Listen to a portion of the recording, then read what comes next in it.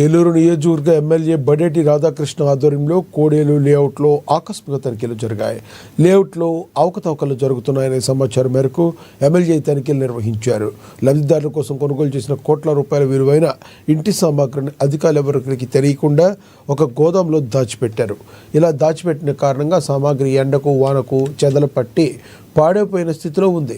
అధికారులు ఈ విషయం తమకు తెలియజేయకుండా దాచిపెట్టారని ఎమ్మెల్యే అసంతృప్తి వ్యక్తం చేశారు. ఈ వ్యవహారంలో సంబంధిత అధికారులపై చట్టపరమైన చర్యలు తీసుకుంటామని ఎమ్మెల్యే హెచ్చరించారు.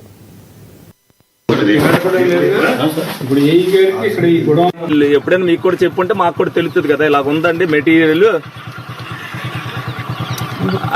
ఇవన్నీ. ఇప్పుడు రోడ్లు వేయడానికేమో డబ్బులు ఏంటని మనమేమో ఎలాగైనా ఆలోచన చేస్తున్నాం. ఈ డబ్బు అంతా ఇదైపోయింది. వాళ్ళు 5,000 కట్టి డబ్బులు కట్టి తీసుకోమన్నా తీసుకునేవారు వాళ్ళు.